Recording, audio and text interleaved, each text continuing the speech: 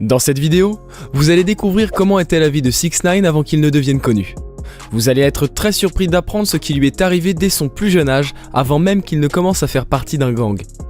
C'est vraiment super choquant, donc restez bien toute la vidéo pour ne rien manquer. Croyez-moi, ça vaut le coup. Avant de rentrer dans le vif du sujet, j'avais envie de vous faire des cadeaux. Je vais vous offrir 3 paires de la nouvelle génération d'écouteurs, les AirPods 2.0. Pour participer, c'est vraiment simple. Likez cette vidéo, abonnez-vous et commentez le nom de votre musique préférée. Bonne chance et bon visionnage. Premièrement, nous allons parler de son enfance et en général sa jeunesse qui a été bien mouvementée. Il est né le 8 mai 1996 à Brooklyn d'une mère mexicaine et d'un père portoricain. Il a grandi dans le quartier de Bushwick, déjà extrêmement violent à l'époque à cause de tous les gangs qu'il fréquentait. Depuis sa tendre enfance, il côtoie les grands de son quartier et comprend que la vie ne sera pas si simple quand il voit les gangsters avec des armes lui dire au revoir pour aller faire un braquage. Il raconte ça à seulement 10 ans, ce qui est extrêmement choquant.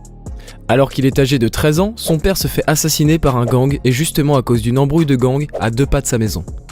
Après le décès de son père, sa vie a totalement changé. Il a fait une dépression et s'est fait hospitaliser dans la même période car il faisait des crises d'asthme, justement dues à la mort de son père. Après être sorti de l'hôpital, 6ix9ine raconte qu'il a essayé plusieurs fois de se suicider car sa vie n'avait plus aucun sens sans son père. La même année, il se fait exclure du collège dans lequel il est scolarisé pour mauvaise conduite. Il ne reprendra jamais les études car il ne retrouvera plus jamais la motivation pour continuer à étudier. D'ailleurs, sa principale source de motivation était son père qui lui rappelait sans cesse qu'il ne fallait pas entrer dans la boucle sans fin des gangs et étudier pour avoir un bon travail et gagner de l'argent.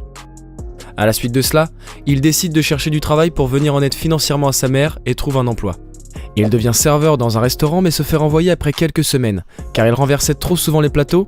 Il faut dire qu'il n'a vraiment pas eu de chance dans sa vie.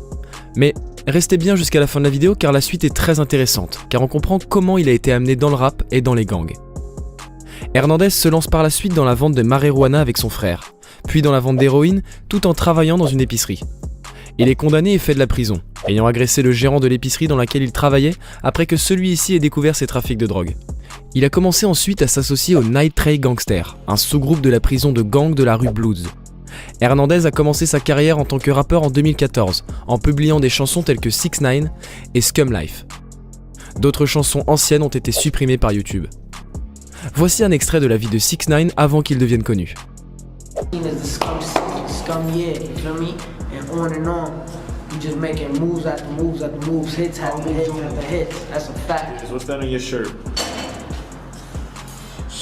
Society can't understand me. Oh man, it's Kai 6ix9ine, you know, Pop Scum and the Scum Gang, you feel me? We gotta come show love to Scum Gang family.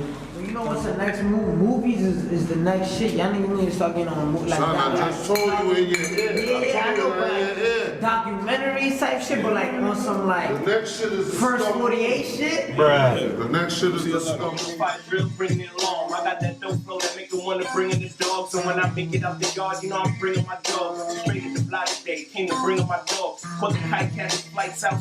But real niggas lay low, squad. Looking in my eyes, I'm a scum little boy. Got the black folks fall with the drum little boy. Better run little boy when we come little boy. When we play with the toys in the front little boy. Came from the slums, we from little boy. Hit him in the spine, leave him numb little boy. Ain't the one little boy, ain't the one little boy. Got them hollow tips hotter than some. Thought up, represent the gang, they thought up. I don't give a fuck where you at, nigga, thought up.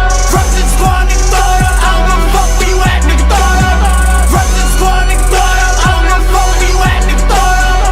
Represent the gang, they thought up. I don't give a fuck where you at. Avant de totalement se lancer dans le rap, 6ix9ine avait une petite amie au nom de Sarah Molina. Celle-ci a accusé 6ix9ine de l'avoir battue pendant 8 ans de relation. Elle s'était livrée sur les violences conjugales qu'elle a subies lors d'un entretien donné aux médias Daily Beast.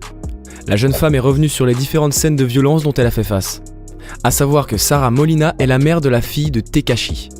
Le juge s'occupant de cette affaire, Paul Engelmayer, a annoncé que le rappeur a avoué avoir commis des violences conjugales envers son ex-petite amie de 2011 à novembre 2018. En tout cas, le procès risque d'être encore long afin de répondre à l'ensemble des accusations qui lui sont portées. Même si ses amis nous laissent croire qu'il sera bientôt de sortie, il faut noter que pour le moment il encourt au minimum 47 ans de prison ou la perpétuité. Donc pour résumer, avant que 6ix9ine ait percé, il a perdu son père à cause d'un gang rival à 2 pas de sa maison, ce qui l'a profondément atteint. Après s'être sorti de la dépression, il a commencé à vendre de l'héroïne et de la marijuana avec son frère, tout en travaillant dans une épicerie pour gagner un minimum de sous. Et en même temps, pendant toutes ces années de trafic et de gang, il a battu son ex-petite amie Sarah Molina pendant 8 ans. on comprend mieux pourquoi aujourd'hui il doit faire face à 17 chefs d'accusation, notamment pour vol, armes, drogue et crimes. Sa vie n'a pas été facile, mais est-ce qu'il aurait pu s'en sortir sans commettre tous ses actes illégaux et simplement quitter toutes ses relations avec les gangs quand il a commencé à percer? Je pense que la réponse est simple et bien connue de tous les gangsters. Quand on fait partie d'un gang, c'est jusqu'à la mort. C'est pourquoi selon moi il n'a pas pu vivre sa vie de rappeur pleinement. Merci d'avoir regardé cette vidéo, j'espère qu'elle vous a plu. Si c'est le cas, n'oubliez pas de la liker, abonnez-vous à la chaîne en cliquant sur la petite cloche des notifications pour ne rater aucune nouveauté. Je vous dis à la prochaine, ciao.